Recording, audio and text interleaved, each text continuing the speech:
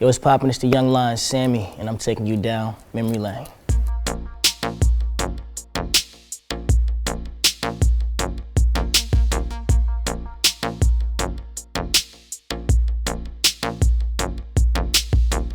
Shaded? Shaded? Disrespected. Yeah, that was disrespectful. There's no Millennium Tour without Sammie. I was the first of that whole lineup. Literally the first child star of that generation.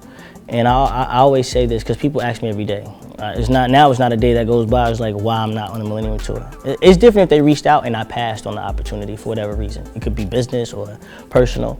I have no issues with anybody on that tour. You've never seen me in a scandal, never seen me in a beef. I don't do that. I'm moving a whole different kind of energy. But it's fair to say that there wouldn't be anybody on that tour except Chingy, and to me, Ying Yang Twins is older, them the big bros. So take those two out. If you look at that lineup, I opened the door for executives and CEOs and labels to go find them in a Marion or B2K or Pretty Ricky or Lloyd. You know, Lloyd was around in tune when I came out the first time, but as a solo act, once Sammie went platinum, once Sammie has a #1 on Billboard, other executives saw the genius in that. Let me go find me a little one. So they found Lil Bow Wow, and they found Lil Romeo, and they found Lil Corey, and they found Mario, and they found, but I was the first. So I think that me knowing that, they know that. And then me knowing that they know that, I understand my name came up around the round table, and now I'm left to believe that someone on that tour feels a way, maybe about the new success that I have as an adult. I don't have to just go sing 30 minutes of old material. I've been on the charts these last 3 years. I have a #5, a #2, and a #1 on the iTunes charts, top 10 on Apple Music, all 3 charted on Billboard independently. I don't even have millions behind me, you know what I'm saying? And I think sometimes inwardly, because it hasn't been expressed to me verbally, outwardly, that there's some type of maybe jealousy or malice towards the new success that I have. I get it out the mud. Don't nobody give me shit. I pray to God every day. I have an amazing team and we go for it. So I didn't feel shaded, I felt disrespected. Hey, that's Lil Me, Lil Sammie, yo. 1999, I like your video shoot. The record that made me who I am today. That time was just, it was like a blur actually. You take a kid from like the hood of Miami, and then I signed to Capitol Records out here in LA, so I'm staying on Sunset for a little bit, and then I was staying in Atlanta for a little bit, signed to Dallas Austin, meeting Chili from TLC, and meeting one of my idols, Usher, like seeing all these famous people at such a young age, and then garnering fame and fortune at such a young age. It was such a fun time though, because it wasn't so business for me. I wasn't business minded. My mother understood, as well as my manager and my lawyer, that it was a business, of course, but for me, I was just like, all I gotta do is sing and hop around stage and give high energy, and the ladies love me. And like, I remember listening to my record the first time on a radio station. I remember going to middle school, and one day I was like an average student, and the next day I'm like famous and having to have security escort me to classrooms, and the faculty asking me like, yo, what's going on? So that was a fun time. That's when music wasn't so much of a thought process, it was just a feeling. And the feeling was a high vibration, a positive vibration, and something I'm forever grateful for. Even at 31, I still perform that record, and these women now who grew up with me, they sing it like it just came out. So I'm forever, I never run away from I Like It and the success that it had. I know a lot of child stars, they try to run from the accomplishments that they had in that time because they don't want to be stuck there. Me, I've been blessed to grow up, and still I embrace the success I had as a child star. I think that you can't force yourself on people, you know? I think it's more dominant than ever that people care about the person more than the music these days. You know, I think Cardi B's an amazing talent, but at the end of the day, women just love Cardi B, like what she exudes and how she's unapologetically herself. That's me. I never tried to be grown.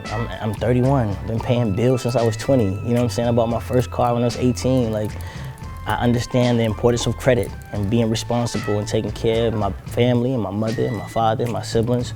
Along with, I've been 90% like in my career independent, so I still have to invest a multitude of thousands into my career before I see a return. I don't force myself on people. I simply be, and I show them the good, the bad, the ugly, and I think that makes me relatable. A lot of artists, they try to just be this like perfect thing every day. No, I need a haircut. That's why I have on, or I need my hair done. That's why I have on this hoodie right now. That's the truth, you know what I'm saying? This isn't style, this is, gotta get my shit right. So I think just being like my organic self, it lets the people really see the true me. And I like that, I don't have to wear a costume every day. Yeah, I do dislike the term comeback. My father calls it more so a come up. I never stopped working. Like people thought like when I went viral in 2016 with the Shade Room and Him took off and then I landed a few record deals and I'm touring with Tank, they was like, oh, he went and got like a beard and grew his hair out and he got tattoos. Like, he was like I was chilling on some luxurious island. And then I decided to come back. Hell no, like I was going through life. I lost everything in 2009 via an ex-business partner of mine. So you take a kid who's always had money, who's sold millions of records, who's had success, and you start him over, I had to figure it out. So I had to learn how to like conduct business from an executive standpoint while staying creative, while keeping my image up to par. It was a lot. And it took 7 years before that blessing via the Shade Room happened. So I don't like comeback because to me it's like you don't understand that there was a long journey of work, mixtapes, hours in the studio, treading water, tireless hours of trying to make it back to the forefront.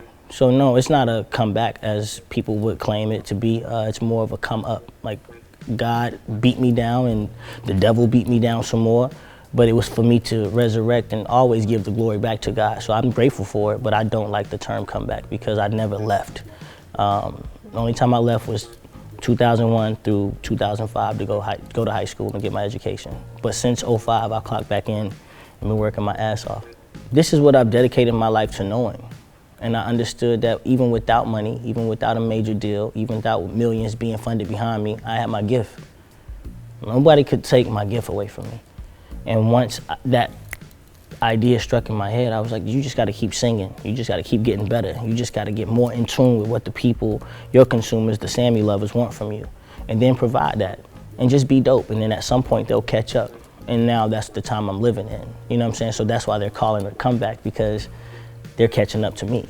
If anything, they came back to me. That's how I feel. I kept going, I kept persevering.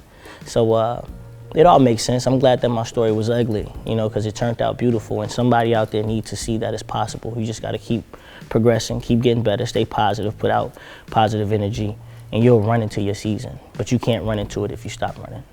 That will be me creating a nice image for my new single, Times 10. That's the trailer video we just shot like 2-3 weeks ago out here in LA, actually. I just wanted to do something sensual. I'm always the passive aggressive guy, but I'm a Pisces.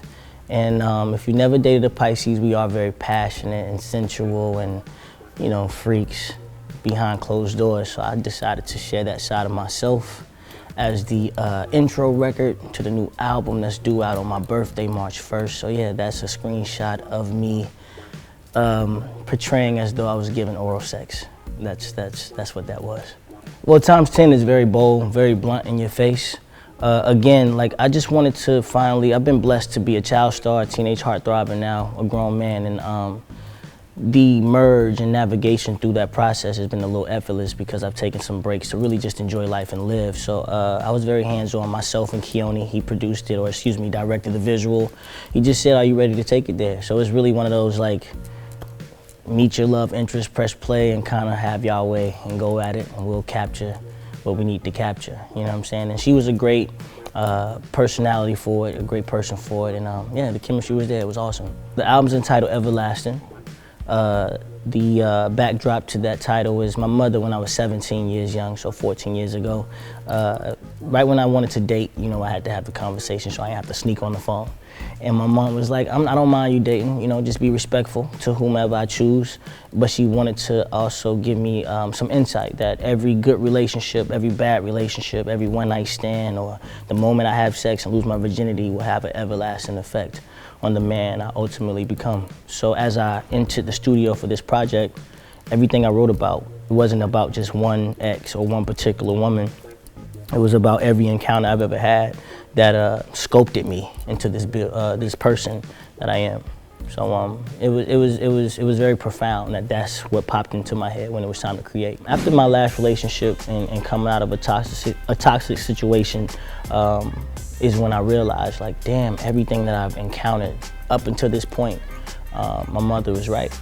It's affecting me, my mental, my body, my spirit, and it was time to make some true changes and go another way. And it was therapeutic for me to create this album.